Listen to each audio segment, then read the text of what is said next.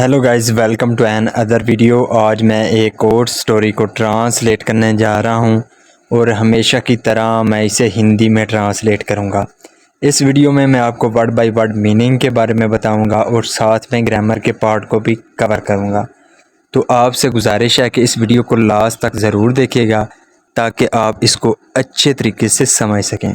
तो वीडियो शुरू करते हैं। वीडियो का जो टाइटल है वो है टू वाइव्स। वाइव्स का मतलब होता है पत्नियाँ। तो इसका क्या मतलब है? टू वाइव्स, दो पत्नियाँ या दो औरतें या दो बीवियाँ। तो ये था हमारा टाइटल। इसको मज़ीद पढ़ते हैं। A man had two wives. A man एक आदमी, हैड यहाँ पे पास होने के सेंस में है। जब हम ये शो करते हैं कि किसी के पास था तो हम पास्ट का पोजेसिव सेंटेंस यूज़ करते हैं और उस वक्त हैड का प्रयोग किया जाता है। तो यहाँ पे है a man had two wives. एक आदमी की दो पत्नियाँ थीं। The first wife was older than the second one. The first wife जो पहली पत्नी थी वाज ओल्डर का मतलब होता है बड़ी होना। तो वो बड़ी थी। देन ये कंपेयर कर रहा है किससे? देन द सेकंड वन, दूसरी बीवी से। तो इसका क्या मतलब हुआ कि जो पहली पत्नी थी वो दूसरी पत्नी के अनुसार क्या थी? बड़ी थी, यानी कि उससे बड़ी थी। Once the second wife saw some grey hair on the husband's head. Once एक बार, द सेकंड वाइफ जो दूसरी पत्नी थी, सॉ उसने देखा, सी की सेकंड फॉर्म है सॉ, उसने देखा सम ग्रे हेयर। ग्रे का मतलब होता है भूरे या सफ़ेद। तो कुछ सफ़ेद हेयर बाल देखे ऑन द हस्बैंड्स हेड। यहाँ पे हस्बैंड के बाद अपॉस्ट्रोफी एस का प्रयोग किया गया है। इसका मतलब होता है का के की। तो अपने हस्बैंड के सर पर, हेड कहते हैं सर को। तो इसका क्या मतलब हुआ? Once the second wife saw some grey hair on the husband's head. जो दूसरी पत्नी थी उसने एक बार कुछ सफ़ेद बाल अपने हस्बैंड के सर पर देखे। शी थॉट उसने सोचा। यहाँ पे जो है सेकंड फॉर्म का प्रयोग किया गया है। ये हमारा पास्ट इंडेफिनिट का अफर्मेटिव वाक्य है। तो शी थॉट उसने सोचा डैट के it will make people think of him as an old man. It will make people think, तो ये जो लोगों को सोचने पर क्या कर देगा? मजबूर कर देगा। ऑफ हिम उसके बारे में, एज एन ओल्ड मैन कि वो बूढ़ा आदमी है।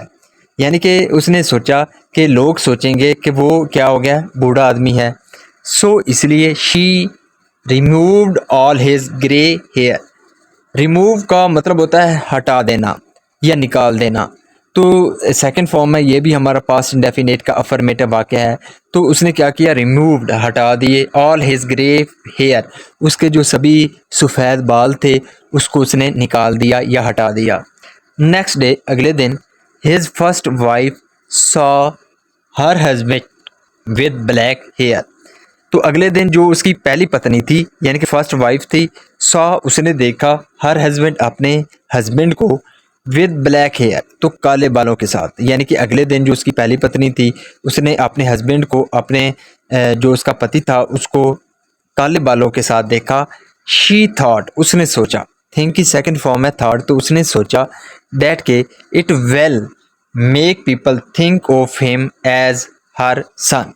तो it will make people think, तो ये लोगों को सोचने पर मजबूर कर देगा ऑफ हिम उस बारे में, एज हर सन कि वो उसका बेटा है, यानी कि उसके बेटे जैसा है।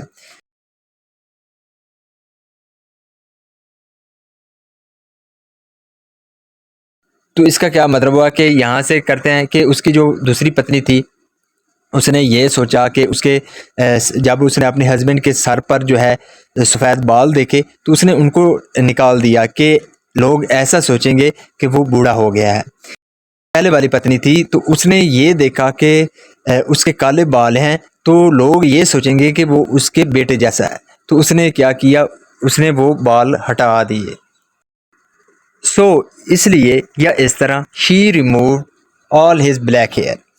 तो उसने क्या किया? रिमूव हटा दिए, ऑल हिज ब्लैक हेयर जो उसके काले बाल थे उसको हटा दिया। It continued for 2 weeks. It continued, ये चला। कंटिन्यूड का मतलब होता है चलना, तो ये चला फॉर 2 वीक्स यानी कि 2 हफ्तों तक ये चला। वन डे, एक दिन, when the man looked at himself in the mirror, when जब the man जो आदमी था looked at उसने देखा, look at का मतलब होता है देखना, तो उसने देखा himself खुद को in the mirror आईने में। तो जब आदमी ने खुद को आईने में देखा he was frightened, तो वो डर गया था। फ्राइट का मतलब होता है डरना, तो वो डर गया था। his wives due to their foolish thought had made him bald, his wife जो इसकी पत्नियां थी, due to their foolish thought, तो अपने यानी कि जो उनकी अहमक सोच थी उसके कारण, हैड मेड हिम बेल्ड, उसको जो है गंजा बना दिया था। बेल्ड का मतलब होता है गंजा। तो उसकी जो पत्नियां थी उन्होंने अपनी मूर्खतापूर्ण सोच के कारण उसको गंजा बना दिया था। यहाँ पे हैड के साथ वर्ब की थर्ड फॉर्म में ये हमारा पास्ट परफेक्ट टेंस का वाक़या है। इसका मोरल क्या है? Trying to please everyone may lead you into distress. Trying यानी कि कोशिश करना, टू प्लीज एवरीवन हर एक को खुश करना, प्लीज का मतलब होता है खुश करना, तो हर एक को खुश करना, मे लीड यू वो कारण बन सकता है या ले जा सकता है यू तुमको, इनटू डिस्ट्रेस, डिस्ट्रेस का मतलब होता है परेशानी या मुश्किल, तो यानी कि हर एक को खुश करना तुम्हें परेशानी की ओर ले जा सकता है। So this is the video guys. अगर आपको ये वीडियो अच्छी लगी हो तो इस वीडियो को लाइक कर दें, चैनल को सब्सक्राइब कर दें ताकि इसी तरह की आने वाली वीडियो आप तक पहुंचती रहे। Have a nice day, good bye.